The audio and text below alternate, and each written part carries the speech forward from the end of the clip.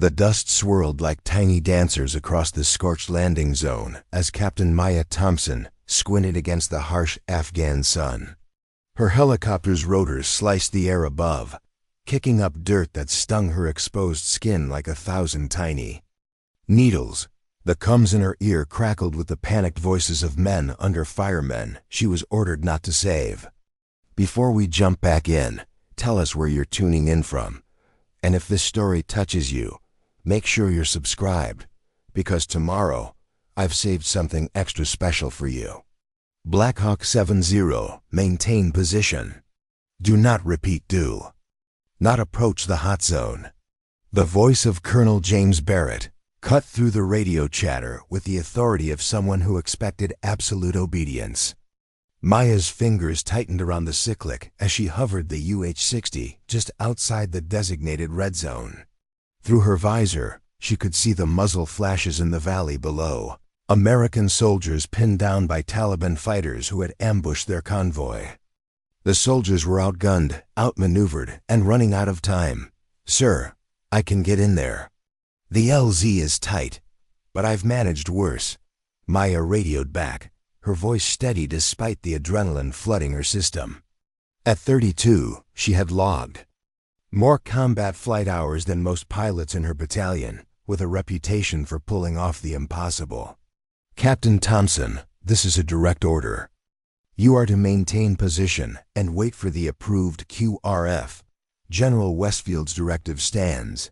No female pilots in direct combat extraction." The colonel's voice had an edge of finality that made Maya's blood boil. General Richard Westfield. The name alone made Maya's jaw clench.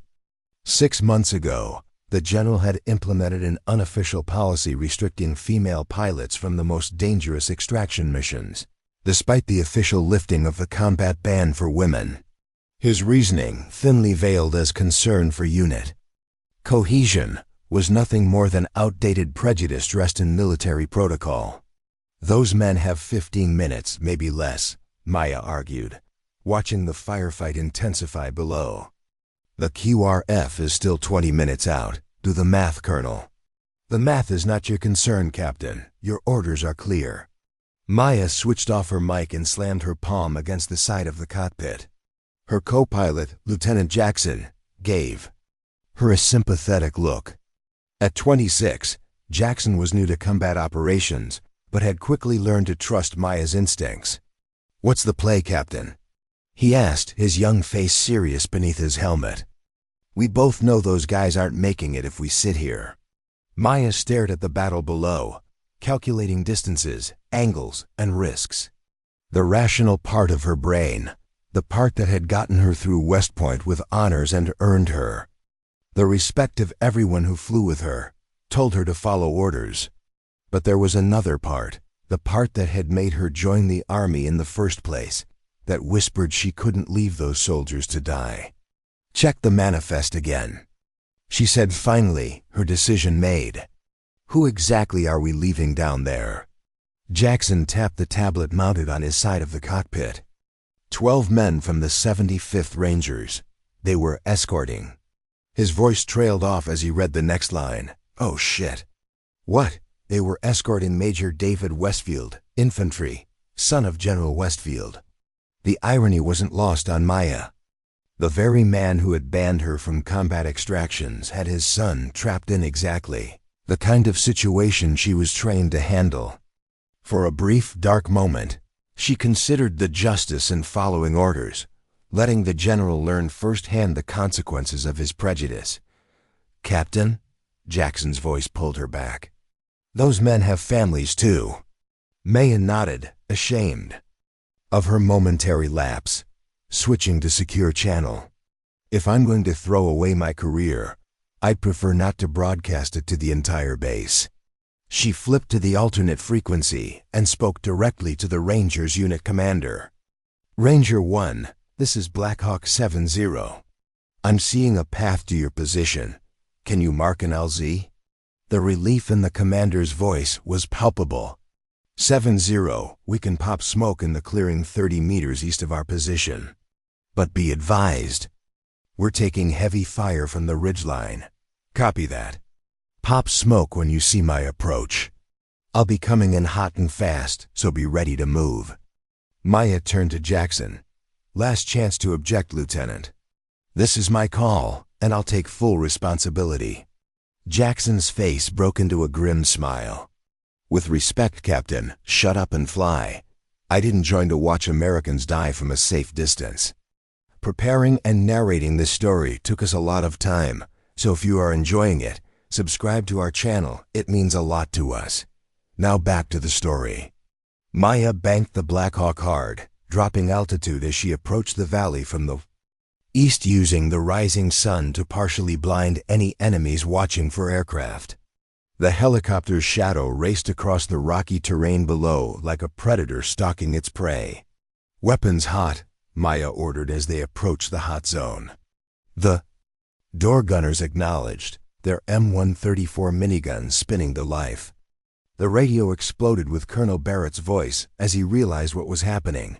"Thompson, abort mission immediately." "That is a direct order." Maya switched back to the battalion frequency. "Sorry, sir. Experiencing radio interference.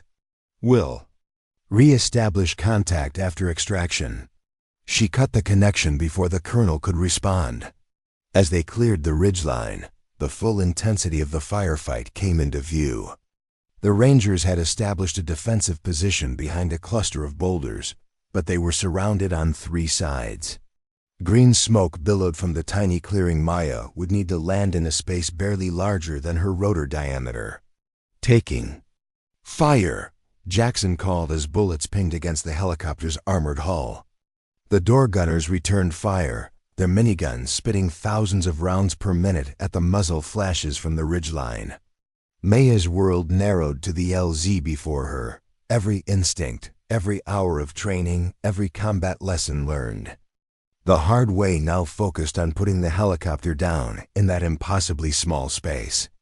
The Blackhawk shuddered as rounds struck its skin, but she hardly noticed, making minute adjustments to account for the gusty crosswinds and uneven terrain. 30 seconds. She called over the internal comms.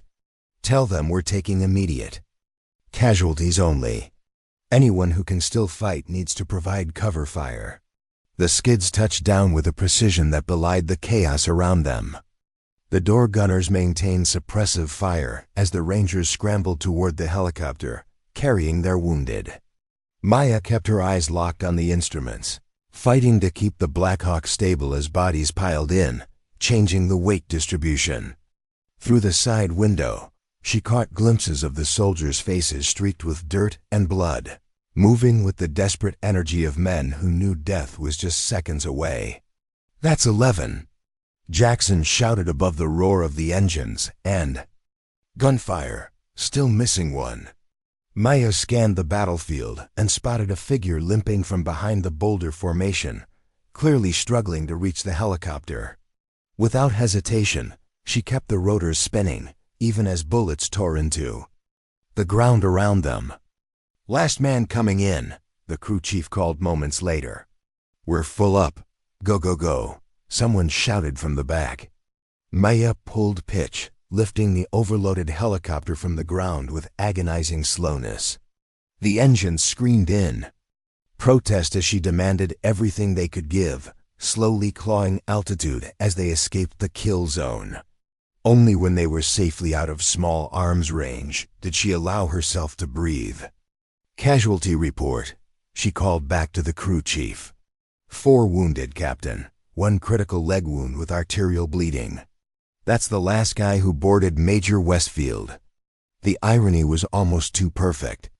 Maya shook her head slightly, focusing on getting everyone back to base alive. "Tell the medic to prioritize the arterial bleeding. We're 15 minutes from the MASH unit." As they flew back toward the forward operating base, Maya allowed herself a moment of clarity about what she had just done. She had disobeyed a direct order from her commanding officer. She had violated General Westfield's explicit ban on female pilots in combat extractions. And she had done it all to save his son. Her career was probably over. Years of sacrifice of proving herself in a world that constantly questioned her belonging, wiped away in a single act of insubordination. But as she glanced back at the wounded soldiers being tended to by the medic, she couldn't bring herself to regret it. "Captain," Jackson said quietly beside her. "Whatever happens next, it was an honor." Maya nodded, appreciating the sentiment, but already steeling herself for the storm ahead. "Let's get these boys home first. Then we'll worry about the court-martial." The sun was high overhead when they touched down at the MASH unit. Medical teams swarmed the helicopter before the rotors had even stopped turning, efficiently transferring the wounded to gurneys and rushing them toward the field hospital. Maya completed her shutdown procedure with mechanical precision, every movement automatic after thousands of hours in the cockpit. She was just unbuckling her harness when a shadow fell across the cockpit. Colonel Barrett stood there, his face an unreadable mask. Behind him, 2 military police officers waited at a respectful distance. "Captain Thompson," Barrett said, his voice clipped. "You are to report to the command center immediately. General Westfield is on a secure line from Kabul."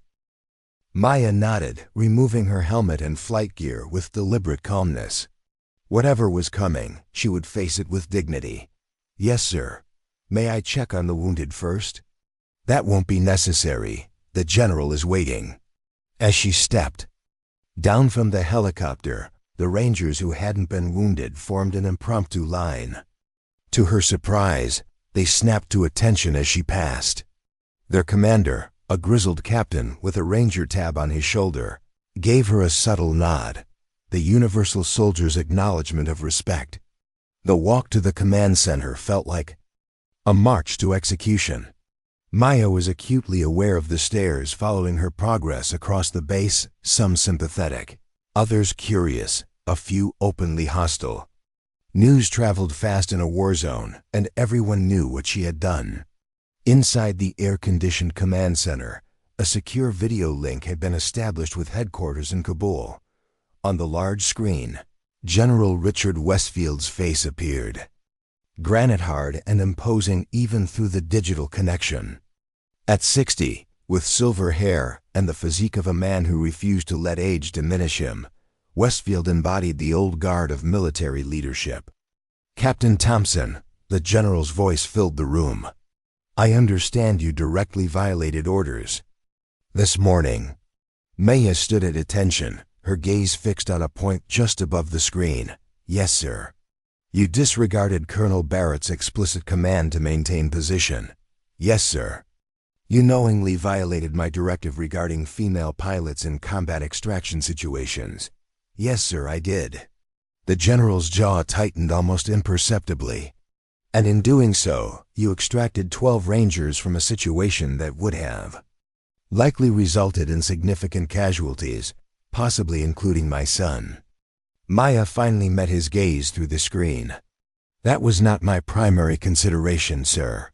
I saw American soldiers in danger and had the means to extract them." Westfield studied her for a long moment, his expression unreadable. "Do you know why I implemented that directive, Captain?" "You stated it was for unit cohesion and operational effectiveness, sir." "That was the official reasoning," Westfield agreed. "The unofficial reason is that I've buried too many young soldiers. After 3 decades of service, each death weighs heavier than the last. I told myself I was protecting female pilots from that burden." Maya remained silent, recognizing that the general was working through something personal. "The doctors tell me that if you had waited for the QRF, my son would have bled out on that mountainside." Westfield's voice remained steady, but something shifted in his eyes. "Major Westfield David asked me to thank you personally. He also suggested, rather forcefully for a man who just lost 3 pints of blood, that my policies might benefit from reconsideration." The room fell silent. Maya remained at attention, unsure where this was leading.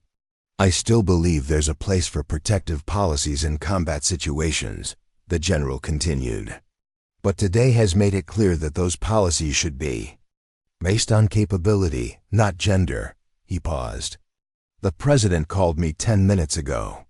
Apparently, one of the Rangers live-streamed part of your extraction on his helmet cam. It's already gone viral. Maya blinked in surprise. Sir, you're trending on social media, Captain. #letterfly is the hashtag, I believe. For the first time, a ghost of a smile touched the general's lips. The White House is rather pleased with the positive press about women in combat roles. They've made it clear that any disciplinary action would be politically inadvisable. Colonel Barrett shifted uncomfortably beside her, but remained silent. So what happens now, sir? Maya asked. Now? Now I have a son who will recover. Instead of a flag-draped coffin. Now I have to reconsider policies that I implemented based on outdated assumptions. And now you, Captain Thompson, have to deal with being a hero, which I assure you is often more challenging than being a villain. Maya shook her head slightly. I was just doing my job, sir. No, Captain. You were doing your job despite everything we did to prevent you from doing it. There's a difference. Westfield straightened in his chair. I'm issuing new guidelines effective immediately. Combat roles will be assigned based on qualification and ability, not gender. Additionally, I'm recommending you for the Distinguished Flying Cross. The shock must have shown on Maya's face because the general actually chuckled. Don't look so surprised, Captain. I may be old-fashioned, but I'm not incapable of recognizing when I'm wrong. My son is alive because you had the courage to do what was right instead of what was ordered. That's a lesson worth learning, even for a general. The screen went dark as the connection ended, leaving Maya standing in stunned silence. Colonel. Barrett cleared his throat awkwardly. Well, Captain Thompson, it seems you've survived your brush with insubordination. The general has ordered you 2 days rest, then back to active duty. He paused. For what it's worth, I would have done the same thing in your position. Maya nodded, still processing what had just happened. Thank you, sir. As she left the command center, stepping back into the harsh Afghan sunlight, Lieutenant Jackson was waiting for her, his expression anxious. So, are we being court-martialed? Maya shook her head, a smile slowly spreading across her face. Not today, Lieutenant. Not today. The news spread quickly across the base. By evening, Maya found herself surrounded by pilots and soldiers who wanted to hear the story firsthand. She downplayed her role, emphasizing the teamwork that had made the extraction possible, Jackson's steady presence, the door gunner's suppressive fire, the Rangers' disciplined evacuation. Later that night, as she sat alone on the edge of the landing zone watching the stars emerge in the desert sky, she heard footsteps approaching. A tall figure with a pronounced limp made his way slowly toward her, leaning heavily on a crutch. They said I'd find you here, Major David Westfield said, lowering himself carefully to sit beside her.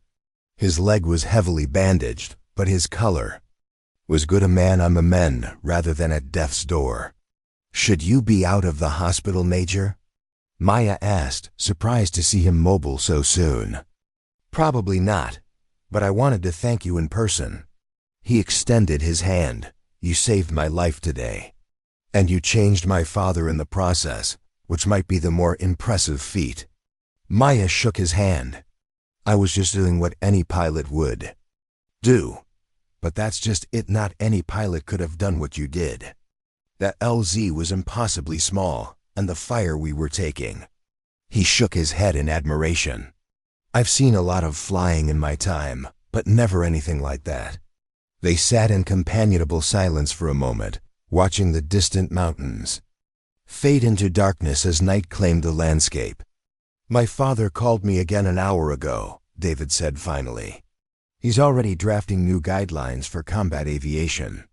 Your extraction is being used as a case study in why qualification, not gender, should be the only criterion that matters. He smiled wryly. You know, he's been in the Army for 30 years. I never thought I'd see him change his mind about anything, let alone something this fundamental. People can surprise you, Maya said, thinking of her own journey through The military, the obstacles overcome, the battles fought both on and off the battlefield. He wanted me to tell you something else, David continued. The 160th is looking for experienced combat pilots. The Night Stalkers. He's put your name forward for consideration. Maya's breath caught. The 160th Special Operations Aviation Regiment, the legendary Night Stalkers, was the elite of the elite in Army aviation. They flew the most dangerous missions, often under the cover of darkness, supporting Special Forces operations worldwide. It had been her dream since flight school, but female pilots had historically found it nearly impossible to break into their ranks. Is this some kind of apology? She asked, suddenly suspicious. David shook his head. No, this is recognition. You've more than earned it. My father may be old school, but he respects skill and courage above all else. Today you demonstrated both. He struggled to his feet. Think about it, Captain. The world is changing, and you're helping to change it.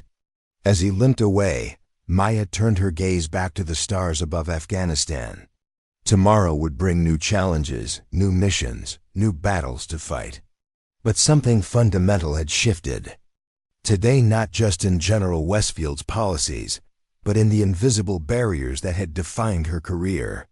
She had risked everything to do what she knew was right, and instead of ending her career, it had opened doors she thought would remain forever closed. There was a lesson in that about courage, about perseverance, about the power of simply showing up and doing the job you were born to do, regardless of who says you can't. The desert wind carried the distant sound of helicopter rotors. Another mission, another crew facing danger in the Afghan night. Maya listened to the rhythmic beating, the sound that had become the heartbeat of her life. Tomorrow she would be back in the cockpit, ready to fly wherever duty called. And this time, no one would tell her she couldn't. The steel walls of the briefing room seemed to close in as Maya stood before the assembled team of the 160th Special Operations Aviation Regiment, the Night Stalkers. 6 weeks had passed since the extraction incident, and true to his word, General Westfield had pushed her application through channels that normally took months to navigate. Captain Thompson. Lieutenant Colonel Eric Reeves addressed her from behind the polished oak table. At 45, Reeves had the weathered look of a man who had spent more time in cockpits than offices. Your flight record speaks for itself. 3 tours, over 2,000 combat hours, and a newly minted Distinguished Flying Cross. His eyes narrowed slightly. But the 160th isn't about medals or past accomplishments. It's about what you bring to the table now. Maya stood at parade rest, her posture perfect but relaxed. Yes, sir. I understand. Before we jump back in, tell us where you're tuning in from. And if this story touches you, make sure you're subscribed, because tomorrow I've saved something extra special for you. Do you? The question came from Major Sonia Martinez, the only other woman in the room. Her tone wasn't hostile, but it carried the weight of someone who had fought her own battles to earn her place. The Night Stalkers operate beyond the edge of what most pilots consider possible. We fly when others can't, won't, or shouldn't. The standards aren't just high, they're unforgiving. With respect, Major, Maya replied, meeting Martinez's gaze directly. I wouldn't be here if I wasn't prepared for those standards. A ghost of a smile touched Martinez's lips. Good answer. But I've heard that before. Colonel Reeves tapped a folder on the table. Your insertion into that hot LZ last month was impressive. The door gunner's footage shows decision-making and stick control that few pilots could match. He paused. But one extraordinary flight doesn't necessarily make you Night Stalker material. The room fell silent as Reeves studied her. Maya remained still, knowing this was as much a test as anything else. The 160th didn't just evaluate flying skills, they assessed character, temperament, the ability to remain calm under scrutiny. Why should we take you, Captain? The question came from a compact, muscular man at the end of the table who hadn't introduced himself. His eyes were sharp, assessing. "Because I'll never be outflown," Maya answered without hesitation. "Because I've proven I can make the right call when protocol and duty conflict. Because I don't quit." She paused. "But mostly, sir, because you need the best pilots, regardless of gender, and I'm one of them." The man's face remained impassive, but something shifted in his eyes, a flicker of what might have been respect. Reeves closed the folder. "Report to Training Officer Martinez tomorrow at 0500. The assessment phase lasts 6 weeks. Most candidates don't make it past the first 2. He stood, signaling the end of the meeting. "Don't pack much. You won't have time to use anything but your flight gear anyway." As the officers filed out, Major Martinez lingered behind. When they were alone, she approached Maya with measured steps. "You know they're going to be harder on you than the others," she said quietly. "Not just because you're a woman, but because of how you got here. The general's recommendation carries weight, but it also brings scrutiny." Maya nodded. "I expected nothing less. The men will be watching for any sign of favoritism or weakness. Some will help you, others will actively work to see you fail." Martinez's expression was unreadable. "I won't be able to protect you. I've never asked for protection, Major." Martinez studied her for a long moment. "No, I don't suppose you have." She turned to leave, then paused at the door. "One piece of advice, Thompson. When the moment comes, and it will remember why you're really here. It's not about proving anything to them. It's about the mission. Always the mission." Before Maya could respond, Martinez was gone, leaving her alone with thoughts of what lay ahead. Preparing and narrating this story took us a lot of time, so if you are enjoying it, subscribe to our channel. It means a lot to us. Now back to the story. The Night Stalkers training facility resembled a fortress more than a flight school. Located on a remote section of Fort Campbell, its hangars and training grounds were separated from the main base by layers of security and a culture of intense secrecy. Maya arrived at 0445, 15 minutes earlier than ordered. The pre-dawn air was crisp with early autumn chill as she approached the main hangar, where lights already blazed despite the hour. Inside, she found 3 other pilots waiting, all men, all watching her with varying degrees of curiosity and skepticism as she entered. Their flight suits bore no name tags or rank insignia, standard procedure for the assessment phase, where everyone started equal. Thompson, one of them, greeted her, extending his hand. "Jake Donovan. Heard about your extraction in Afghanistan. Ballsy flying." Maya shook his hand, noting the calluses that spoke of thousands of hours gripping helicopter controls. "Thanks, nice to meet you." The other 2 introduced themselves as Rodriguez and Chun. Both were seasoned combat pilots with their own impressive records. In any other unit, any of them would have been standout aviators. Here, they were just candidates trying to join the elite. Major Martinez strode in precisely at 0500. Accompanied by 4 instructors whose expressions suggested they'd rather be flying combat missions than babysitting trainees. "Morning, sunshine," Martinez addressed the group without preamble. "Welcome to the most difficult 6 weeks of your professional lives. By design, most of you will fail." Her eyes swept across them. "We don't have time or resources to waste on pilots who aren't exceptional in every respect." She gestured to a whiteboard where a brutal schedule was outlined in precise handwriting. "Today you'll undergo baseline physical assessment, simulator, evaluations, and your first night navigation exercise. Tomorrow we start the real work." Martinez approached them, stopping directly in front of Maya. "The 160th flies the most dangerous missions in the most challenging conditions imaginable. We support special forces operations that don't officially exist, in places where Americans aren't officially present." Her voice hardened. "If you make a mistake, people die. If you hesitate, people die. If you can't perform under the worst conditions imaginable, people die. She stepped back, addressing them all again. So ask yourselves one question right now.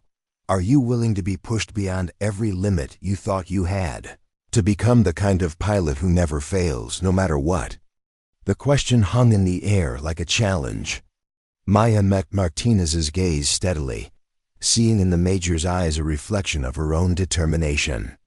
"Good," Martinez said, though no one had spoken. "Physical assessment begins in 10 minutes. I suggest you hydrate now, because you won't get another chance for several hours."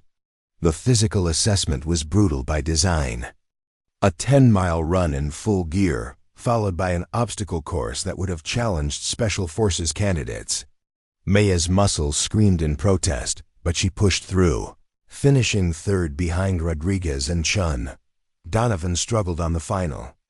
Obstacles, his larger frame a disadvantage on the rope climbs and monkey bars. The simulator evaluations were even more demanding. Rather than standard emergency procedures, the instructors programmed cascading system failures during complex mission profiles, night insertions into mountainous terrain with enemy fire, emergency medical evacuations during electrical storms, mid-air collisions with drones. Each scenario pushed the edge of what was physically possible to recover from. Maya excelled here, her thousands of combat hours translating into instinctive reactions that saved the simulated aircraft when others crashed. Only Chun matched her performance, his precision flying earning grudging nods from the instructors. By the time night fell, they were exhausted but still faced the navigation exercise flying actual helicopters through a complex route using night vision goggles, with no GPS assistance allowed. "Thompson, you're with me," Martinez announced as they prepared to board. "I want to see firsthand what you're capable of." The MH-6OM Blackhawk sat on the tarmac like a predator waiting to pounce, its matte black exterior absorbing what little light remained in the day. Maya conducted her pre-flight checks methodically, aware of Martinez watching her every move. "Your reputation precedes you," the Major said as they strapped in. "General Westfield isn't known for changing his mind or championing female pilots. You must have made quite an impression." Maya continued her preparations without looking up. "I just did my job, ma'am." "Your job was to follow orders," Martinez countered. "Instead, you made a judgment call that could have ended very differently." Maya paused, finally meeting the Major's gaze. "With respect, my job was to bring those soldiers home alive. Sometimes that means making difficult choices." Martinez studied her for a long moment. "Start her up, Captain. Let's see if your flying is as confident as your convictions." The Black Hawk came to life beneath Maya's hands, the familiar vibrations running through her body like a second pulse. As they lifted off into the darkening sky, she felt the weight of scrutiny from her passenger, but forced herself to focus only on the aircraft and the mission. The navigation route took them through valleys and ridgelines, forcing low altitude. Flying with minimal margin for error, Maya flew with precision born of experience, anticipating air currents and adjusting for the helicopter's responses before problems could develop. "Turn heading 315, descend to 200 feet, Martinez instructed halfway through the course. Maya frowned slightly. "Ma'am, that heading takes us directly into the restricted zone." "I'm aware, Captain." "Consider it an additional challenge." The restricted zone was a notorious training area filled with simulated anti-aircraft defenses and unpredictable obstacles. Navigating it during daylight was challenging. At night, it was considered nearly impossible without extensive preparation. "Yes, ma'am," Maya acknowledged, banking the helicopter toward the new heading while simultaneously dropping altitude. The night vision rendered the world an eerie green monochrome, every shadow potentially hiding a threat. As they entered the restricted zone, Martinez continued issuing new commands, each more challenging than the last. "Hover between closely spaced obstacles. fly nap of the earth along ridgelines. Perform rapid descents into tight clearings. Maya executed each maneuver flawlessly, her body working in perfect harmony with the aircraft. This was where she belonged, where the complexity of the machine and the demands of the environment required total focus and skill. "Put her down there," Martinez ordered, pointing to a small clearing barely larger than the helicopter's rotor. Diameter. Maya assessed the landing zone quickly, noting the tall trees surrounding it and the uneven terrain. It was doable, but with zero margin for error. She approached from downwind, using the surrounding topography to stabilize the aircraft as she descended. The skids touched down with a gentle bump, the rotors clearing the nearest trees by mere feet. "Shut down," Martinez instructed. Maya raised an eyebrow but complied, bringing the engines to idle and then cutting power. As the rotors spun down, silence enveloped them, broken only by the cooling tick of metal and the distant sounds of the forest. "Why are we shutting down here, ma'am?" Maya asked. Martinez unbuckled her harness. "Because now we walk back." "Walk back? We're at least 15 miles from base." 17.3, to be precise. Martinez opened her door. "Night Stalker pilots need to know how to evade and survive if they're shot down. Consider this part of your evaluation." Maya suppressed a sigh as she secured the aircraft and gathered the minimal survival gear stored on board. This was clearly another test, not just of physical endurance, but of mental resilience after an already grueling day. They set out through the forest, navigating by stars and terrain features. Martinez set a punishing pace despite the darkness and difficult terrain. 2 hours in, as they climbed a steep ridge, Maya finally broke the silence. "Permission to ask a question, ma'am." "Granted," Martinez replied without slowing. "You've been with the 160th for how long?" 8 years. One of the first women to qualify. Maya absorbed this. "What made you decide to support my application?" "After the Afghanistan incident, I mean." Martinez stopped atop the ridge, turning to face her. In the moonlight, her expression was unreadable. "I didn't support it," she said flatly. "I argued against it." Maya felt a chill that had nothing to do with the night air. "May I ask why?" "Because I didn't want another female." Pilot pushed into the 160th as a publicity stunt or a political statement. Martinez's voice was cold. "I worked too hard to establish that women can meet the same standards as men. The last thing we need is someone who got here because she went viral saving a general's son." The words stung, but Maya kept her expression neutral. "I understand your concern, ma'am. But I earned my place here the same way you did, by being better than most male pilots." "That remains to be seen," Martinez replied. "The Night Stalkers don't need good pilots, Thompson. We need extraordinary ones. Pilots who can perform perfectly while exhausted, stressed, under fire, and facing impossible odds." She gestured at the dark forest around them. "This isn't even a taste of what real operations demand." They continued walking in silence, Maya's mind racing. She had expected resistance, but not outright opposition from the one person she'd hoped might be an ally. As dawn broke, they emerged from the forest onto a gravel road. Martinez checked her watch. 6 hours, 22 minutes. Not bad. A Humvee approached, clearly sent to retrieve them. As they climbed in, Martinez fixed Maya with a penetrating look.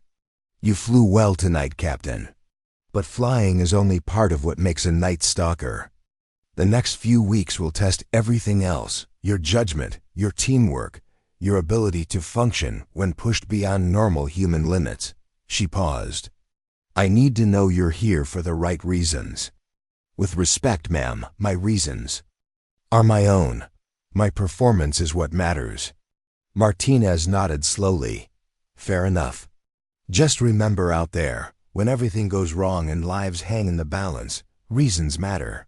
They're what keep you flying when every instinct tells you to turn back." The following weeks blurred into an endless cycle of increasingly demanding challenges. Day flights became night flights. Standard operations became complex multi-phase missions. Clear weather training gave way to flying in storms, dust clouds, and simulated combat conditions. Candidates who couldn't keep up were quietly removed from the program. Rodriguez washed out after failing a complex night extraction exercise. Donovan left after a medical evaluation revealed stress fractures in his legs from the punishing physical regimen. Only Maya and Chun remained, pushing each other to excel as the challenges intensified. They developed a wordless camaraderie, recognizing in each other the extraordinary skill and determination required to endure. 4 weeks in, Martinez assigned them to opposite shifts, Chun flying days, Maya taking nights. The isolation was deliberate, forcing them to function without peer support or the comfort of shared experience. Maya's nights became a blur of complex missions, each designed to test different aspects of her abilities. One night she might be flying simulated infiltrations, inserting teams into supposedly secure compounds. The next, she would practice aerial refueling in turbulent conditions, connecting with tanker aircraft while fighting crosswinds and mechanical issues. Sleep became a luxury, grabbed in 3 or 4 hour blocks between missions. Food was consumed on the move, often cold and always insufficient for the calories being burned. The physical and mental strain was enormous, by design pushing candidates to their breaking point. Through it all, Maya maintained her focus. Each flight, each mission, each challenge met and overcome brought her closer to her goal.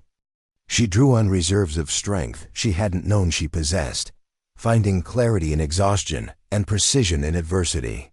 5 weeks in, during a rare moment of downtime, she found Chun sitting alone in the ready room, staring at a photograph. "Family?" she asked, dropping into the chair beside him. He nodded, passing her the picture of a young woman holding a toddler. "My wife and daughter. Haven't seen them in person for almost 2 months now." Maya studied the happy faces. "They must be proud of you." "Maybe," Chun sighed. "Or maybe they just wonder why I'm putting myself through this when I could be flying regular missions and coming home every night." He glanced at her. "What about you? Anyone waiting for you to finish this torture?" Maya shook her head. "Not at the moment. My last relationship ended when I refused to transfer to a stateside post." She handed the photo back. He couldn't understand why I kept volunteering for combat tours. "And why do you?" The question caught her off guard with its simplicity. Maya considered for a moment before answering. "Because out there, everything is stripped down to what matters. No politics, no gender debates, no bureaucracy, just skill, courage, and the mission." She paused. "And because every time someone tells me I can't or shouldn't do something because I'm a woman, it just makes me more determined to prove them wrong." Chun nodded slowly. "I get that. My parents wanted me to be a doctor, follow the model minority path." He smiled ruefully. "Telling them I was joining the army nearly gave my mother a heart attack. Telling them I was becoming a pilot actually did land my father in the hospital." They shared a quiet laugh, the kind born of shared understanding rather than humor. "1 more week," Chun said after a moment. "You think we'll both make it?" Maya considered the question. The final week was rumored to be the most brutal testing, not just flying skills, but decision-making under impossible conditions. "I think," she said carefully, "that they'll throw everything they can at us to make sure only the best get through." Chun nodded, tucking the photo away. "Then I guess we'll find out who that is." The final test came without warning. Maya was awakened at 0200 after just 2 hours of sleep following an exhausting night mission. Major Martinez stood in the doorway of her quarters, expression grim. "Gear up, Thompson. Real-world emergency." Maya was moving before the words fully registered, pulling on her flight suit and gathering her equipment with practiced efficiency. "What's the situation?" she asked as they hurried toward the hangar. Special Forces team compromised during an operation in hostile territory. Heavy opposition, wounded personnel, immediate extraction required. Martinez's voice was clipped. Command wants our best pilot on this. That's you or Chun. I need to know right now if you're up for it. Maya's mind raced. She was exhausted, running on minimal sleep after weeks of punishing training. Chun was presumably fresher, having been on the day rotation. The logical choice would be him. But this was why she was here, for the moments when everything was on the line. For the missions no one else could or would fly. "I'm ready," she said without hesitation. Martinez studied her face intently. "You haven't slept properly in days. You've been pushed to your physical and mental limits. Are you absolutely certain you can perform at 100%? Maya met her gaze steadily. "Yes, ma'am. This is what I trained for." Something shifted in Martinez's expression, a subtle softening, or perhaps respect. "Good answer. Now the truth. There is no emergency mission. This is your final evaluation." They had reached the hangar, where Chun stood waiting alongside Colonel Reeves and the other instructors. The hangar doors were open, revealing a single Black Hawk prepped for flight. "Both of you have proven yourselves exceptional pilots," Reeves addressed them. "But the 160th can only accept one new member this rotation. This final test will determine which of you it will be." He gestured to the helicopter. "You will each fly the same mission profile, a complex extraction under simulated combat conditions, with multiple mechanical failures introduced at critical moments. Your performance will be evaluated not just on technical skill, but on judgment, decision-making, and grace under pressure." Maya and Chun exchanged glances, the weeks of camaraderie now tempered by the reality of competition. "Chun, you'll fly first," Reeves continued. Only when she had cleared the danger zone and stabilized the aircraft did she allow herself to acknowledge the instructors watching her every move. One by one, she addressed the mechanical failures systematically, regaining control of the aircraft systems while maintaining steady flight toward the extraction point. As she brought the Black Hawk in for a final landing back at base, Maya knew she had flown as well as she ever had, perhaps better. Whether it would be enough remained to be seen. Colonel Reeves was waiting as she completed shutdown procedures and climbed from the cockpit. His expression gave nothing away as he nodded for her to join the group where Chin already stood. "Impressive flying from both of you," he said when they were assembled. "Either one of you would be an asset to this unit." The silence stretched as he studied them both. Maya stood at parade rest, her face composed despite the exhaustion tugging at her limbs. "The difference," Reeves continued finally, "wasn't in your technical abilities. Both of you handled the aircraft superbly under impossible conditions." He paused.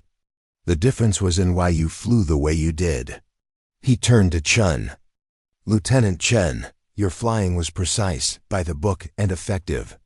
You completed the mission parameters exactly as specified, with minimal deviation even when conditions changed drastically." Chun nodded, standing a little straighter at the praise. "Captain Thompson," Reeves shifted his attention to Maya, "your approach was different. When systems began failing, you prioritized the mission over procedural correctness. You made judgment calls that weren't in the manual but were exactly right for the situation. You flew not just with your hands, but with your instincts." He looked between them once more.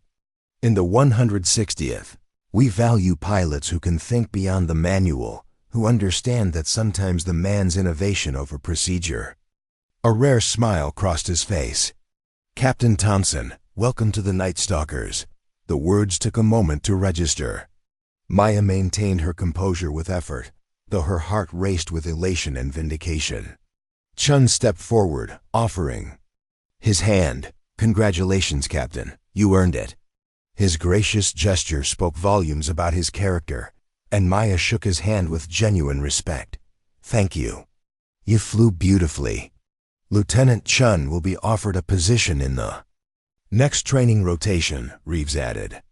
His skills are too valuable to lose.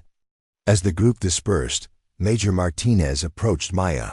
For the first time since they'd met, the Major was smiling. I told you reasons matter, she said quietly. Chun flew to prove he could do it perfectly. You flew to save lives, even knowing it was a simulation. She extended her hand. That's what makes a Night Stalker. Maya accepted the handshake, understanding finally dawning. You opposed my application to ensure I wasn't here for the wrong reasons. Martinez nodded. Publicity, politics, proving a point, none of those are enough when you're flying the missions we fly. Her expression grew serious. I needed to know you were here because this is where you belong. Looking around at the hangar that would now be her home base, Maya felt a profound sense of arrival. Not just at a destination, but at a place of belonging she had fought so hard to reach. So what happens now? She asked. Martinez's smile returned, this time with a hint of mischief. Now? Now the real work begins. The rhythmic thump of rotor. Blades sliced through the humid night air as Maya guided the MH-6 Blackhawk through a narrow mountain pass. 6 months into her service with the 160th Special Operations Aviation Regiment, these missions had become her new normal, flying through hostile territory with the world's most elite Special Forces operators in the back of her aircraft. 2 minutes to insertion point, she announced over the comms, her voice calm despite the adrenaline coursing through her veins. The 6 Delta Force operators behind her acknowledged with practiced efficiency, checking weapons and equipment one final time. Before we jump back in, tell us where you're tuning in from. And if this story touches you, make sure you're subscribed, because tomorrow I've saved something extra special for you. Tonight's mission was straightforward on paper. Insert the team at a remote compound where intelligence suggested high-value targets were meeting, then extract them after the operation. In reality, nothing about flying a Black Hawk at treetop level through mountainous terrain in the middle of the night was simple. Be advised, weather deteriorating at the LZ, her co-pilot, Lieutenant Scott Miller, reported as he studied the advanced weather radar. Fog rolling in from the valley. Maya acknowledged with a slight nod, making micro-adjustments to their flight path. The Night Stalker's motto, "Night Stalkers don't quit," wasn't just a catchy phrase. It was a philosophy that guided every mission. Weather, terrain, enemy fire, none of it mattered. The mission came first, always. Captain Thompson, the team leader's voice came through her headset. Any chance we can get a little closer to the north side of the compound? Intel. Update suggests that's our best entry point. Maya quickly assessed the topography through her night vision system. The north approach meant threading between 2 jagged peaks with barely 20 feet of clearance on either side of the rotors, a COFA maneuver that would challenge even the most skilled pilots. Can do, Commander. Adjusting approach now.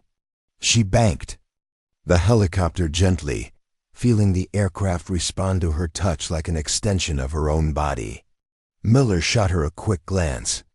In the green glow of the cockpit instruments, she could see the mixture of concern and admiration in his eyes. In their 6 months of flying together, he'd learned that Maya's confidence wasn't bravado, it was earned through skill and experience. As they approached the revised insertion point, the promised fog enveloped them, reducing visibility to near zero. Most pilots would have aborted, citing safety protocols. Maya switched to the advanced infrared system and continued, using terrain following radar to guide them through the soup of cloud and mist. 30 seconds, she announced, bringing the Black Hawk into a hover just 10 feet above a rocky outcropping. The insertion point was so tight that the rotors nearly brushed the surrounding rocks, but Maya held the aircraft steady as the operators rappelled swiftly into the darkness below. Last man clear, came the confirmation as the team leader disappeared into the fog. Maya lifted the helicopter away from the insertion point, climbing to a higher altitude where they would orbit until called for extraction. As they cleared the mountain peaks, Miller let out a low whistle. "I've seen some flying in my time, Captain, but that approach was something else." Maya allowed herself a small smile. "Just doing the job, Lieutenant." They maintained their holding pattern for nearly 2 hours, the silence in the cockpit comfortable rather than tense. That was one of the things Maya appreciated most about the 160th, the absence of the gendered dynamics that had plagued her previous assignments. Here, performance was all that mattered. She wasn't the female pilot. She was simply a night stalker. The radio crackled to life with an urgency that immediately sharpened their focus. "Chalk 1, this is ground team. Mission compromised. Heavy opposition. We have wounded. Need immediate extraction at secondary LZ. Over." Maya was already banking the helicopter before the transmission finished, heading toward the pre-designated secondary extraction point. "Ground team, Chalk 1 responding. ETA 3 minutes. Status of wounded? 1 critical, 1 ambulatory. We're taking fire from multiple positions." The secondary LZ was in an exposed valley that offered little cover for a helicopter, exactly the kind of hot extraction the Night Stalkers trained for, but hoped to avoid. "Miller, get the door gunners ready. This is going to get sporty." Maya pushed the Blackhawk to its limits, the powerful engines roaring as they raced toward the endangered team. As they crested the final ridge, the situation below became clear. The Delta operators had formed a defensive perimeter at the edge of a small clearing, engaging hostiles on 3 sides. Muzzle flashes illuminated the darkness as both sides exchanged fire. "Ground team, we're coming in hot from the east. Pop smoke when you see us approach." Maya didn't wait for acknowledgement. She dropped the helicopter into a steep descent, using the terrain to mask their approach until the last possible moment. The door gunners opened fire as they cleared the ridge, providing suppressive fire to cover the team's movement. A green smoke grenade billowed in the clearing, marking the LZ despite the lingering fog. Maya brought the Blackhawk into a hover, just feet above the ground, rotors whipping the smoke into chaotic swirls as the operators rushed toward the aircraft, 2 of them carrying an injured comrade. "Taking fire left side," her crew chief shouted as rounds pinned against the helicopter's armored hull. Maya held the aircraft steady despite the incoming fire. This was what separated the Night Stalkers from everyone else, the ability to remain calm and focused when everything around them was chaos. The operators piled into the helicopter, the wounded secured first. "All aboard! Go, go, go!" the team leader shouted. Maya didn't need to be told twice. She pulled pitch, lifting the heavily laden helicopter from the exposed position. As they climbed, a warning light flashed on her console. Hydraulic pressure dropping in the primary system. "Switching to backup hydraulics," she announced calmly, executing the emergency procedure with practiced efficiency. The helicopter shuddered but continued climbing as they cleared the valley. "How bad is it?" Miller asked, his eyes darting between the instruments and the terrain ahead. "Manageable," Maya replied, already plotting a modified return route that would minimize stress on the compromised systems. "We'll get home." In the cargo area behind them, the medic worked frantically on the critically wounded operator. Maya caught fragments of tense communication, arterial bleeding, pressure dropping, need immediate medevac. She keyed her mic. "Base, this is Chalk 1, inbound with wounded. Request medical team standing by and clearance for direct approach. To Hospital LZ." The voice that responded sent a chill through her that had nothing to do with the helicopter's damage. "Chalk 1, this is Colonel Westfield. Situation understood. Priority clearance granted for medical approach. Additional assets standing by if needed." General Westfield's son, now Colonel David Westfield, following his promotion, was coordinating their return. The same man whose life she had saved in Afghanistan, leading to her opportunity with the Night Stalkers. The coincidence wasn't lost on Maya, But she had no time to dwell on it as she fought to keep the damaged helicopter stable through the mountain passes. Preparing and narrating this story took us a lot of time, so if you are enjoying it, subscribe to our channel. It means a lot to us. Now back to the story. 30 minutes later, they touched down at the forward operating base's medical pad, where a trauma team rushed forward to meet them. Maya completed shutdown procedures despite the damage, ensuring the aircraft was secure before finally allowing herself to exhale. As she climbed out of the cockpit, Colonel Westfield was waiting, his formerly injured leg now bearing only the slightest hint of a limp. His expression was professional, but she caught the flicker of recognition in his eyes. "Captain Thompson," he greeted her formally. "Excellent work bringing them home under difficult conditions." "Thank you, sir." She matched his professional tone. "Any word on the wounded operator's condition?" "Being stabilized now. The medics say your quick extraction likely saved his life." Westfield paused, then added more quietly, "Seems to be a specialty of yours." Before Maya could respond, Major Martinez approached, her expression serious. "Captain, debrief in 10 minutes. And you'll need to give engineering a complete rundown on the hydraulic failure." The next several hours passed in a blur of technical debriefings, mission analysis, and after-action reports. By the time Maya finally headed for her quarters, exhaustion had settled deep in her bones. She had been awake for nearly 24 hours, the last 6 spent in the most demanding flying conditions imaginable. As she crossed the darkened compound, a figure stepped from the shadows of a nearby building. Colonel Westfield waited until she was close before speaking. "Got a minute, Captain? There's something I'd like to discuss." Maya straightened despite her fatigue. "Of course, sir." He gestured toward a small seating area outside the officers' mess, away from the busy pathways of the base. When they were seated, he studied her for a moment before speaking. "I've been following your career with the 160th. Your reputation is growing. Fastest acceptance into operational status in the unit's history. Highest technical scores in advanced systems training. And now this extraction under fire with mechanical failures." He smiled slightly. "The Night Stalkers have high standards, but you're exceeding even those." "Thank you, sir. I'm just doing my job." "We both know it's more than that." Westfield leaned forward. "Which is why I wanted to speak with you about an opportunity." Maya waited, curious despite her exhaustion. "I'm assembling a specialized joint task force for a series of high-priority operations. We need the best pilots available, and your name topped the list." He paused. "It would mean temporary reassignment from the 160th, but with their blessing. Major Martinez and Colonel Reeves have already signed off on it." "What kind of operations, sir?" "The kind that don't officially exist." Westfield's expression was serious.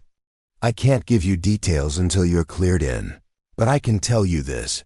What we're planning will save lives and potentially change the course of ongoing conflicts." Maya considered the offer.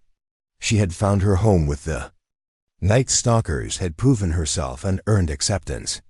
Moving to a new unit, even temporarily, meant starting that process over again. "Permission to speak freely, sir." Westfield nodded. "Is this because of what happened in Afghanistan?" "Because if you feel you owe me something, this has nothing to do with personal debts," he interrupted firmly. "This is about putting the right person in the right position. Yes, you saved my life, and yes, that experience changed my perspective on female combat pilots. But this recommendation is based solely on your record since then." He stood, signaling the end of their conversation. "Think about it. I need your answer by 0800 tomorrow. If you accept, you'll be wheels up for a classified location by noon." As he walked away, Maya remained seated, turning the offer over in her mind. Part of her wanted to decline immediately. She had fought too hard for her place with the Night Stalkers to leave it. But another part, the part that had always pushed her to seek new challenges, was intrigued. Sleep proved elusive that night. Maya lay awake in her quarters, weighing the decision before her. By dawn, she had made up her mind. After a quick shower and breakfast, she sought out Major Martinez, finding her in the operations center reviewing mission schedules. "Got a minute, Major?" Martinez looked up, her expression revealing she knew exactly what this conversation would be about. Westfield made his pitch. "Yes, ma'am." Last night, Martinez gestured for Maya to follow her outside, away from the bustle of the operations center. When they were alone, she spoke candidly. "The task force is legitimate, high-level authorization, top priority missions. Westfield specifically requested you." She studied Maya's face. "What's holding you back?" "I just earned my place here." Maya admitted, "It feels wrong to leave so soon." Martinez's laugh was unexpected. "Thompson, you're not leaving, you're representing. The 160th sends its best pilots to joint operations all the time. It's a compliment to the unit, not an abandonment." She rested a hand briefly on Maya's shoulder, a rare gesture of camaraderie from the normally reserved major. "Besides, your spot will be waiting when you return. Good night stalkers are too valuable to lose." The reassurance eased some of Maya's concerns. "In that case, I think I'll accept." "Good." Martinez nodded approvingly. "Pack light." "Where you're going, you won't need much besides your flight gear." 4 hours later, Maya found herself aboard a C-17 transport aircraft bound for an undisclosed location, accompanied by Colonel Westfield and a small team of special operations personnel she didn't recognize. The aircraft's cargo hold was filled with specialized equipment, including disassembled helicopters shrouded in protective coverings. "Can't tell you where we're headed yet," Westfield explained as they settled in for the long flight. "But I can start briefing you on the task force itself." He handed her a tablet with a biometric lock. When she pressed her thumb to the screen, it unlocked to reveal a series of documents marked with the highest classification levels. "Task Force Oracle," she read aloud, scanning the opening paragraphs. "Joint Special Operations Aviation Unit." Her voice trailed off as she processed the information. "Sir, this says the task force includes pilots from multiple branches and even coalition partners." Westfield nodded. "Best of the best from Army, Navy, Air Force, Marines plus select allies, each chosen for specific skills and experience." Maya continued reading, her eyes widening at the scope of the operations described. "These missions, they're beyond anything I've flown before. That's the point." Westfield's expression was serious. "We're asking you to fly what others consider impossible. But after watching your extraction last night, I'm confident you're ready." The flight lasted over 14 hours, during which Maya studied the task force documents and caught brief periods of sleep. When she finally felt the aircraft begin its descent, she had no idea what part of the world they were in. The C-17 landed at a remote airfield surrounded by mountains, the landscape bathed in the golden light of late afternoon. As they disembarked, Maya noticed the absence of identifying markers on any of the buildings or aircraft. This was a black site, a location that didn't officially exist on any maps. "Welcome to Oracle Base," Westfield said as they crossed the tarmac toward a cluster of low buildings. "Home for the next few months." Inside the main operations building, Maya was introduced to the task force leadership. Colonel Eric Garrison from Air Force Special Operations, Commander Sarah Winters from Naval Special Warfare, and several others whose backgrounds seemed deliberately vague. Each greeted her with professional respect but reserved judgment. She was an unknown quantity to them, regardless of her reputation. "Captain Thompson will be taking lead on our hollow insertion operations," Westfield explained, referring to high-altitude, low-opening missions that required pilots to fly at extreme elevations before making rapid, clandestine descents. "Commander." Winters raised an eyebrow. "The Somali cross-border extraction? That's her first mission?" "It is," Westfield confirmed without hesitation. Winters studied Maya with newfound interest. Bold choice. That approach requires threading the needle between radar coverage zones in some of the most contested airspace on the continent. Captain Thompson specializes in threading needles, Westfield replied with confidence. But you don't have to take my word for it. She'll be running the mission simulation at 0600 tomorrow. I suggest you observe.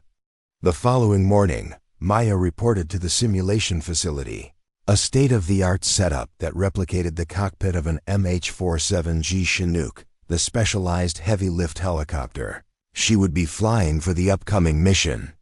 The twin-rotor aircraft was significantly different from her usual Blackhawk, with unique handling characteristics and systems.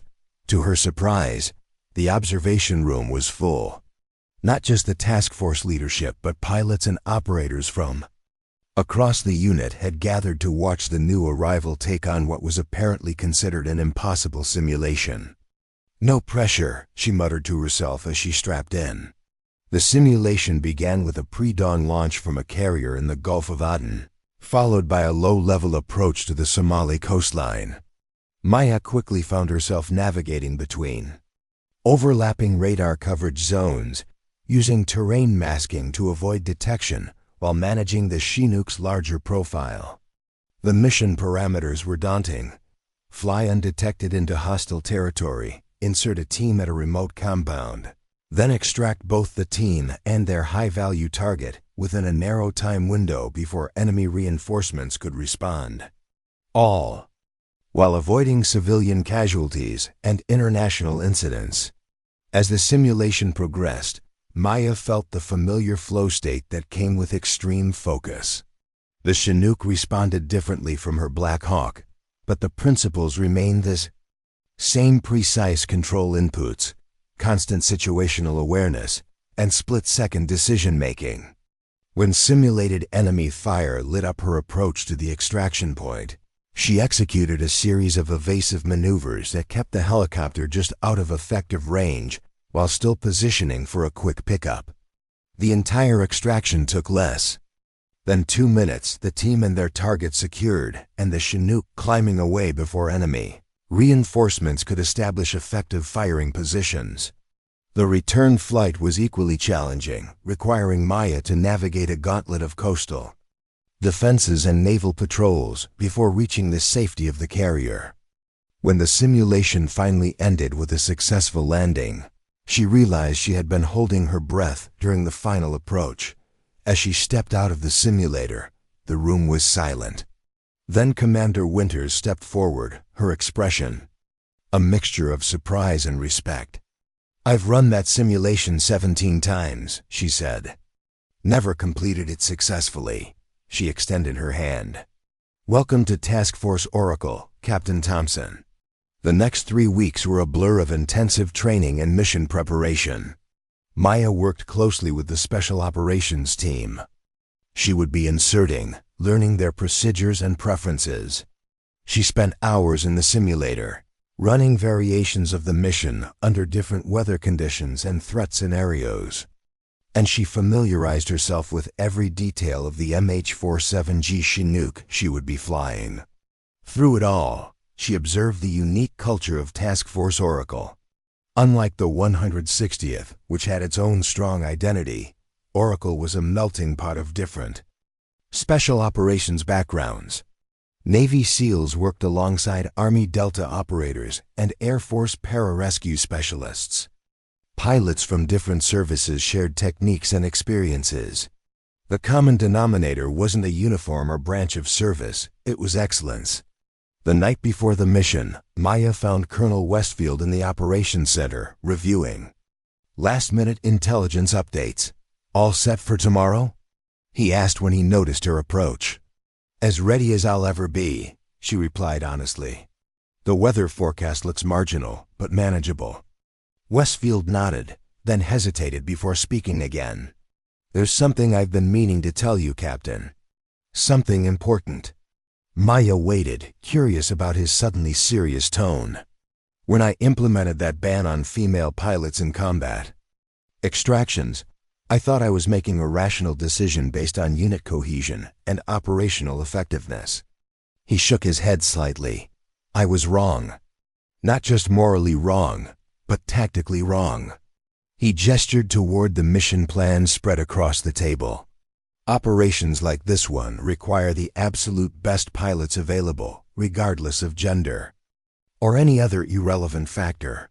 By arbitrarily excluding women from certain roles, I wasn't protecting anyone. I was weakening our effectiveness and denying opportunities to qualified personnel. Sir, Maya began, but Westfield held up a hand. Let me finish. When you disobeyed my orders to save those Rangers to save me, you didn't just change my mind. You forced me to confront my own biases and reconsider principles I'd held for decades. He met her gaze directly. That's a rare gift, Captain. The ability to change minds not through argument, but through undeniable demonstration of excellence. He gathered the mission documents, clearly concluding their conversation. Get some rest. Tomorrow you'll write another chapter in that demonstration. As Maya walked back to her quarters, she reflected on how far she had come since that fateful day in Afghanistan. From being banned from combat extractions to leading one of the most critical missions for an elite joint task force, all because she had refused to accept artificial limitations on her abilities. The next morning, as she conducted her pre-flight checks on the massive Chinook helicopter, Maya felt a sense of clarity and purpose that transcended nerves or doubt. This mission, with all its complexities and dangers, was exactly where she belonged, not because she had something to prove, but because she had already proven herself worthy of the opportunity. As the first rays of dawn painted the eastern sky, she powered up the Chinook's engines, feeling the massive rotors begin their rhythmic rotation above. Through her headset came the voice of the mission commander.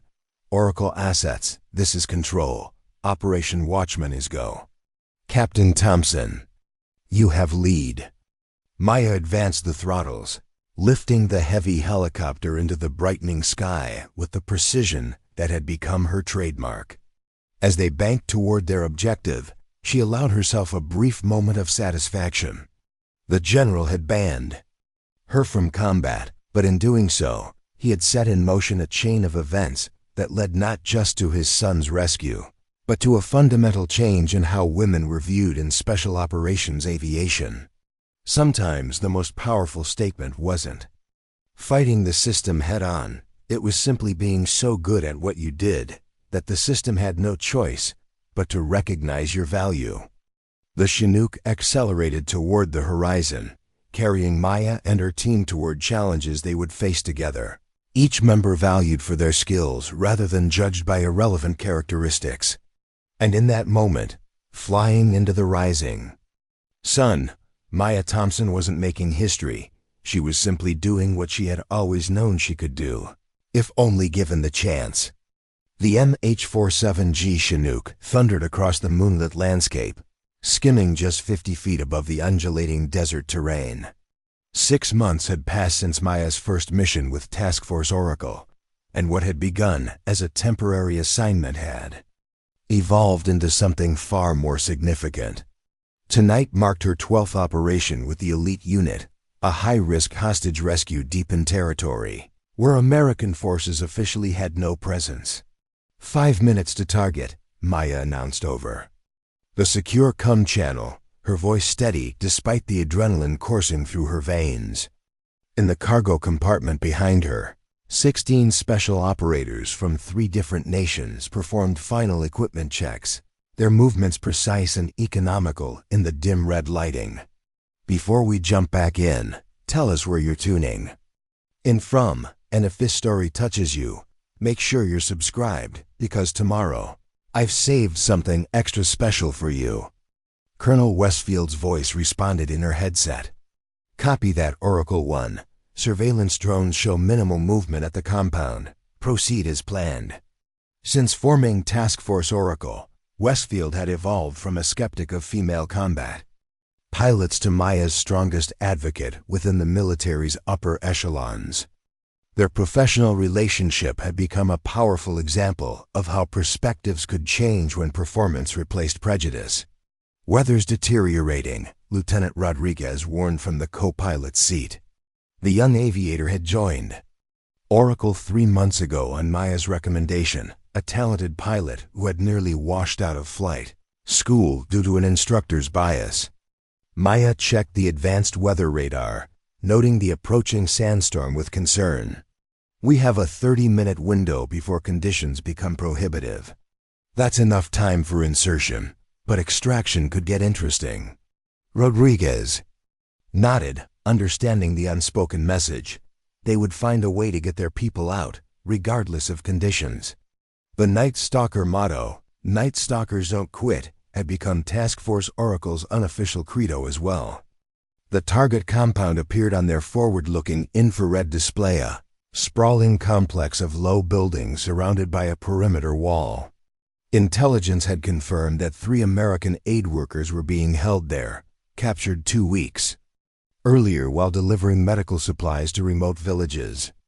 "Beginning descent," Maya announced, easing the massive helicopter into a controlled drop toward the designated landing zone, a narrow clearing just outside the compound's eastern wall.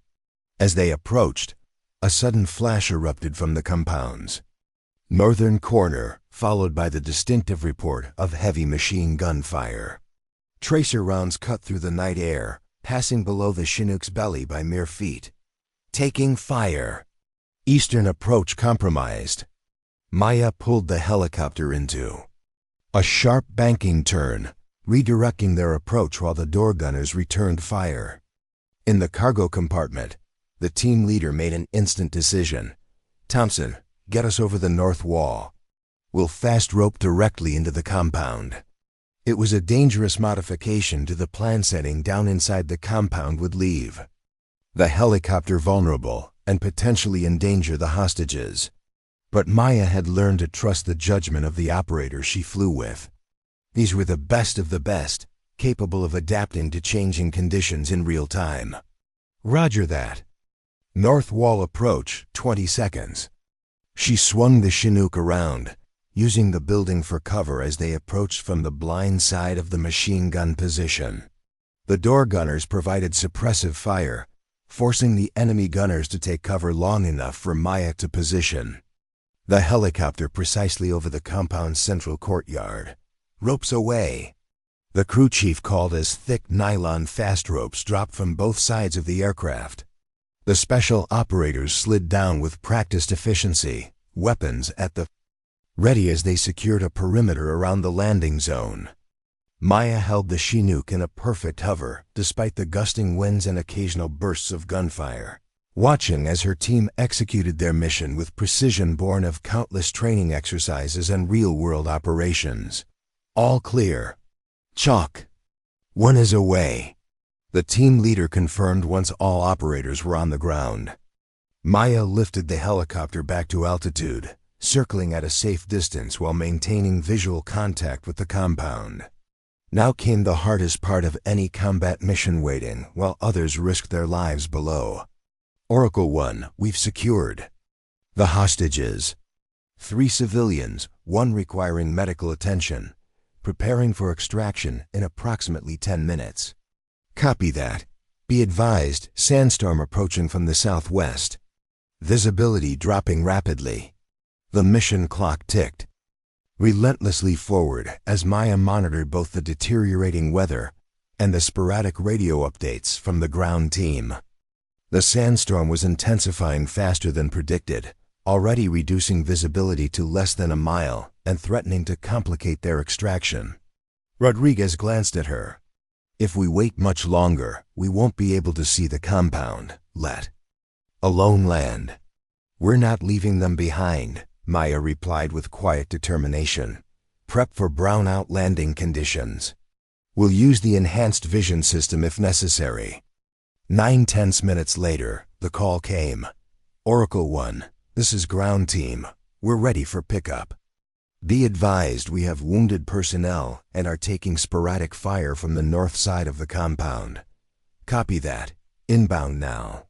Maya pushed The Chinook forward, descending rapidly toward the now barely visible compound.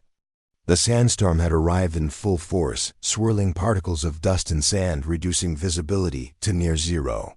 Only the advanced sensor suite allowed them to maintain orientation as they approached the extraction point. The moment they passed through the compound's outer wall, all visual references disappeared in a maelstrom of swirling sand. Maya transitioned seamlessly to instrument flight, using the helicopter's radar altimeter and enhanced ground proximity warnings to guide their descent. "Can't see a damn thing," Rodriguez muttered, his hands hovering near the controls in case Maya needed assistance. "Don't need to see," Maya replied, her focus absolute as she guided the massive helicopter down by feel and instrumentation. "Just need to know where the ground is." The Chinook settled onto the courtyard with a gentle bump despite the zero visibility. Conditions a landing that would have been considered impossible in conventional aviation. Through the swirling sand, shadowy figures emerged, carrying stretchers and supporting wounded comrades.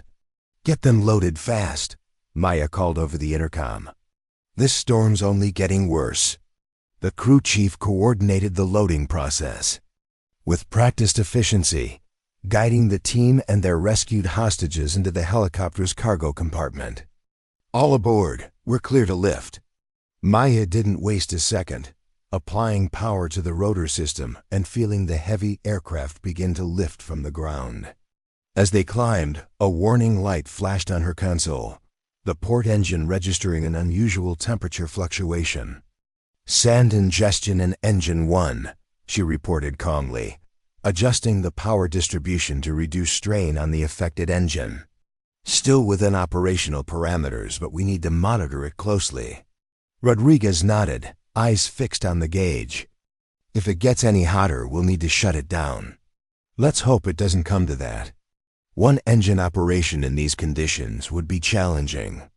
The Chinook climbed steadily through the sandstorm, buffeted by powerful gusts that threatened to push them off course. Maya fought the controls, making constant micro-adjustments to maintain their heading toward the extraction point where medical teams would be waiting. 20 minutes into the flight, the engine temperature spiked dangerously. Alarms blared in the cockpit as the automated systems registered the imminent failure. "Shutting down engine 1, Maya announced, executing the emergency procedure with calm precision. The Chinook shuddered as it transitioned to single-engine flight, requiring immediate compensation to maintain altitude and heading. Preparing and narrating this story took us a lot of time, so if you are enjoying it, subscribe to our channel. It means a lot to us. Now back to the story. How far to the extraction point?" Rodriguez asked, tension evident in his voice. 30 miles, Maya replied, her focus unwavering as she adjusted their flight profile to maximize the remaining engine's efficiency. "We'll make it." In the cargo compartment, the team medic worked frantically to stabilize the wounded hostage, young woman who had been beaten during her captivity. The team leader moved forward to the cockpit, securing himself to a jump seat behind Maya. "Situation report, Captain," he asked, his voice calm despite the helicopter's noticeable struggle. "One engine down due to sand ingestion. Operating at maximum sustainable power on the remaining engine. We're maintaining altitude, but at reduced speed." Maya kept her assessment clinical and precise. "Can we make it to the extraction point?" "Yes, but our margin for error is minimal." The team leader nodded, processing the information. "The female hostage is critical. Internal bleeding, possible punctured lung. She needs a trauma center within the hour." Maya absorbed this new complication without visible reaction. "Tell your medic to prepare for possible altitude adjustments. I'm going to try something." Once the team leader had returned to the cargo compartment, Rodriguez shot her a questioning look. "What are you thinking?" "We need more speed without taxing the engine further." Maya studied the navigation display, plotting a new course. "There's a mountain range 5 miles east of our current position. If we can reach it, we can use the ridge lift along the windward slopes to gain altitude without increasing power.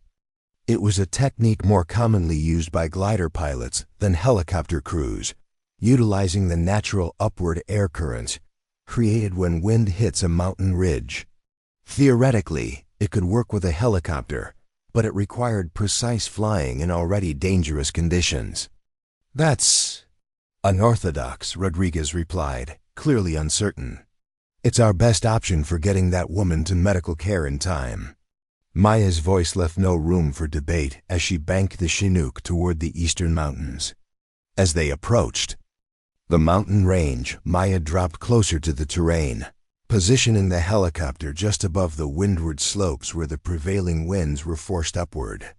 Almost immediately, they felt the effect, a natural lifting force that reduced the strain on their remaining engine. "It's working," Rodriguez said with wonder as he watched their airspeed increase while their engine temperature remained stable. "Ridge lift," Maya explained, maintaining their position in the sweet spot of rising air. Same principle that keeps eagles soaring without flapping their wings.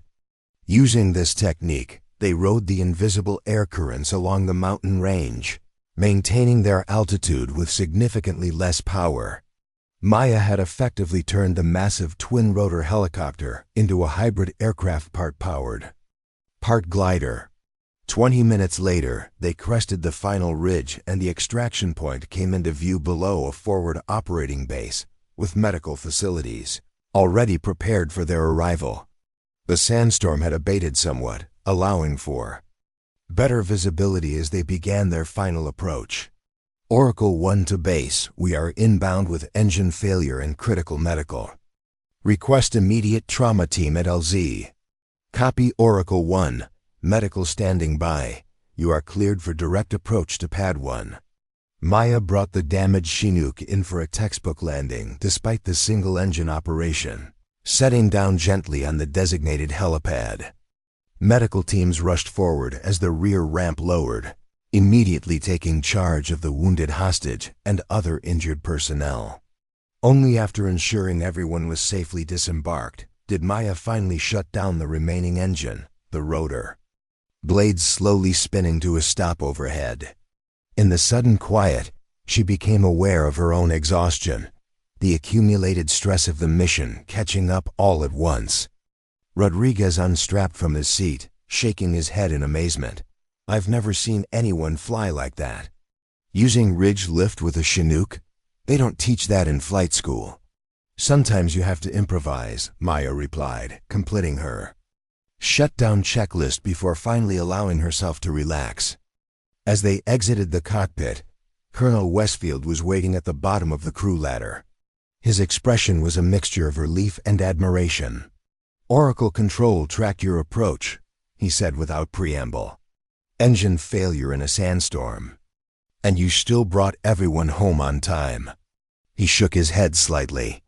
"The medical team says the female hostage would have died if you'd arrived even 20 minutes later." Maya accepted the implied praise with a simple nod. "How is she?" "In surgery now. Prognosis is good, thanks to your flying." Westfield gestured toward the base headquarters. "There's something else you should know. Walk with me."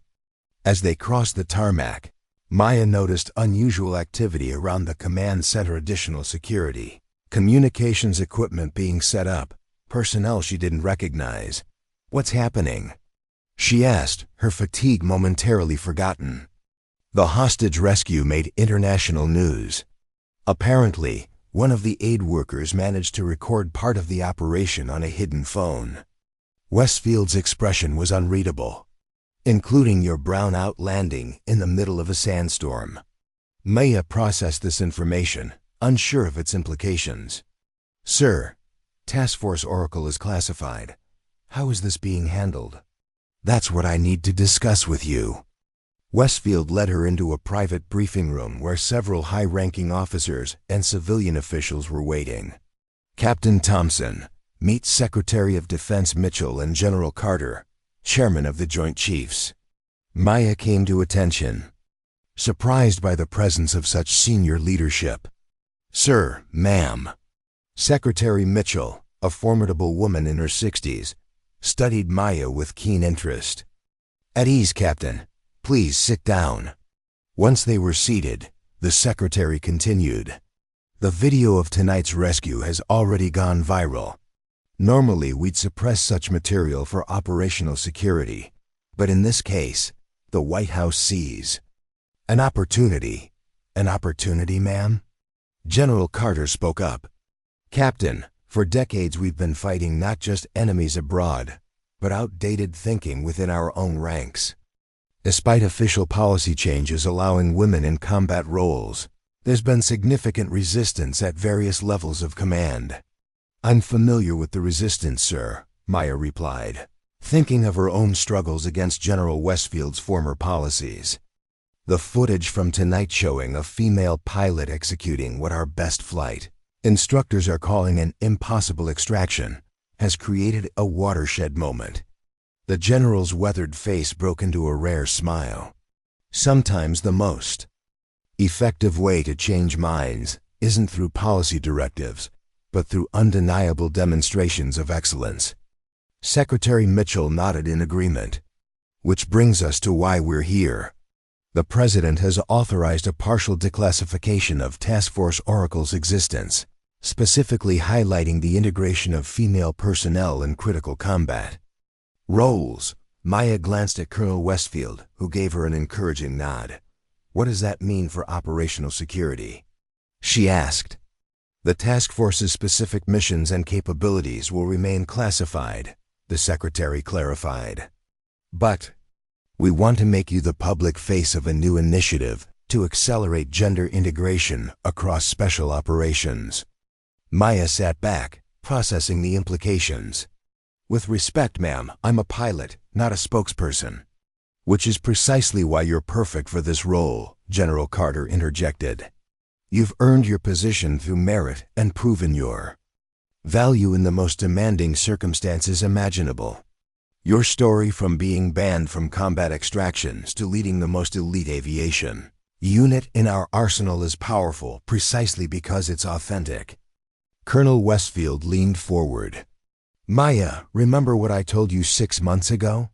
About changing minds not through argument, but through demonstration?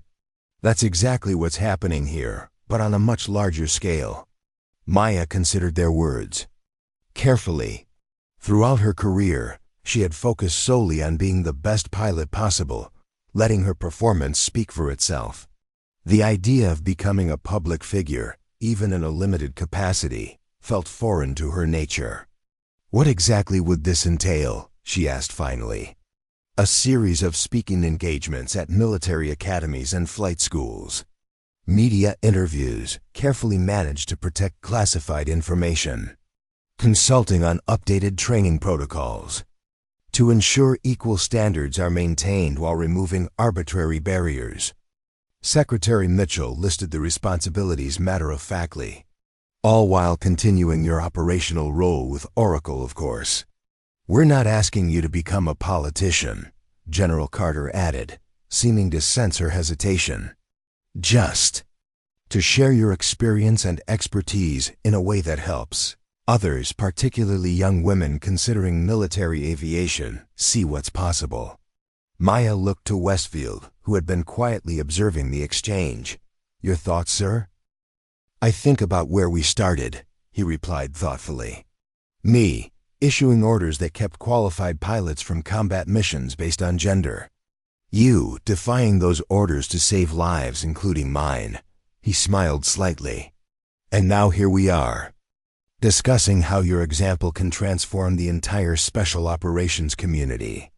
He leaned forward, his expression earnest. "The choice is yours, Maya, but consider this. How many other female pilots might be out there right now, facing the same barriers you overcame? What might your story mean to them?"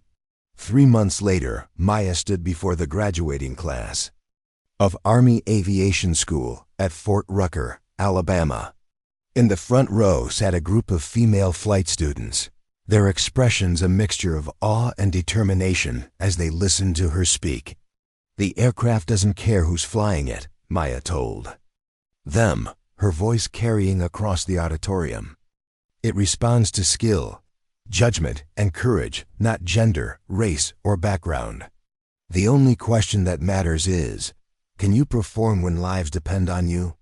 She gestured toward the video playing behind her carefully edited footage from the hostage rescue, showing the Chinook landing in zero visibility conditions and later flying with one engine using the ridge lift technique. They'll tell you certain missions are too dangerous, certain aircraft too demanding, certain conditions too extreme.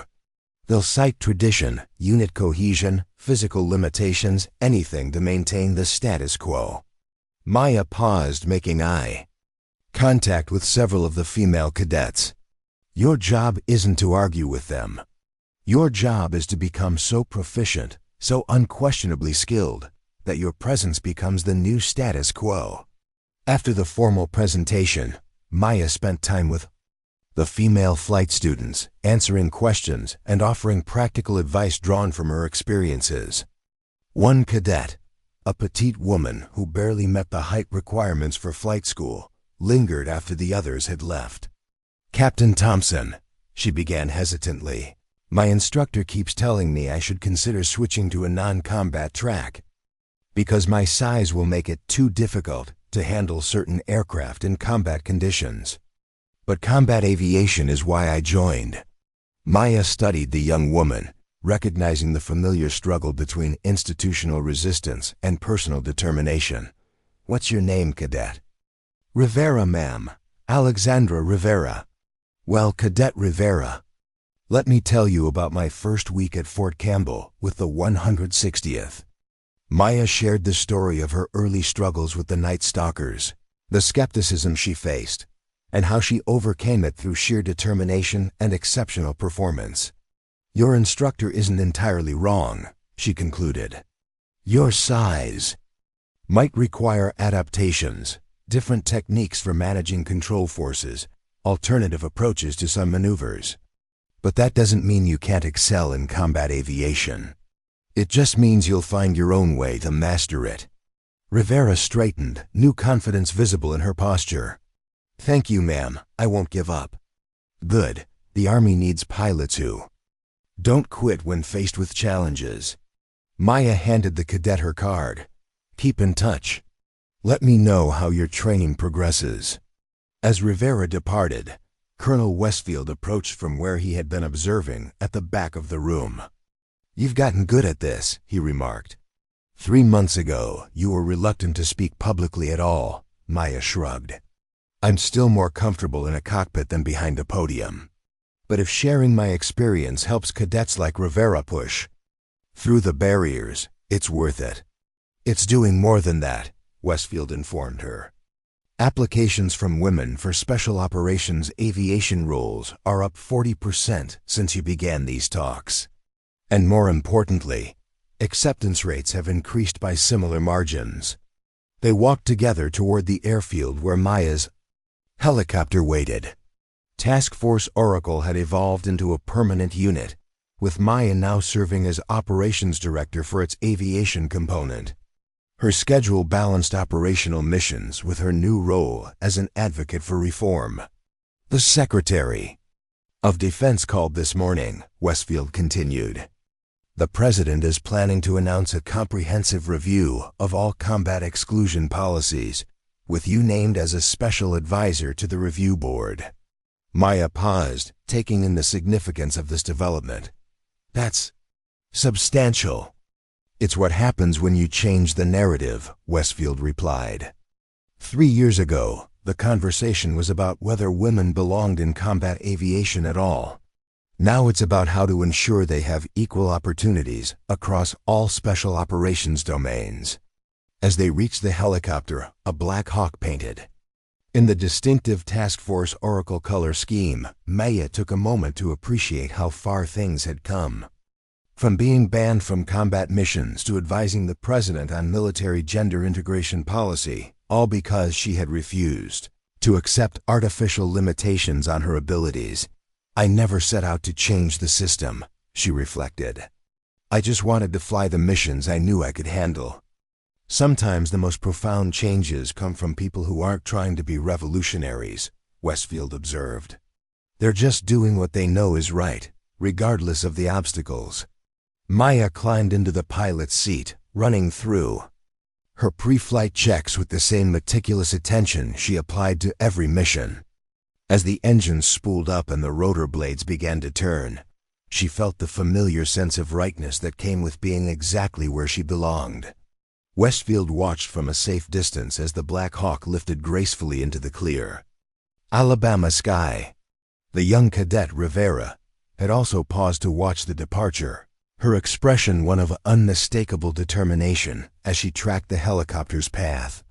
In that moment, the cycle was complete, from General Westfield banning female pilots from combat, to his son being saved by the very pilot he had tried to ground, to a new generation of women inspired by Maya's example.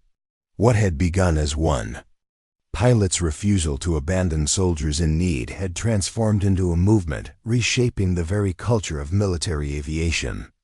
As Maya banked the helicopter toward the setting sun, she reflected that perhaps this was the greatest lesson of her journey. True change doesn't come from fighting the system head-on, but from performing so exceptionally that the system has no choice but to evolve around you. Sometimes saving a general's son doesn't just rescue one life, it opens the door for countless others to follow their own path to excellence, regardless of who tries to stand in their way. Up next, you've got two more standout stories right on your screen. If this one hit the mark, you won't want to pass these up. Just click and check them out. And don't forget to subscribe and turn on the notification bell so you don't miss any upload from us.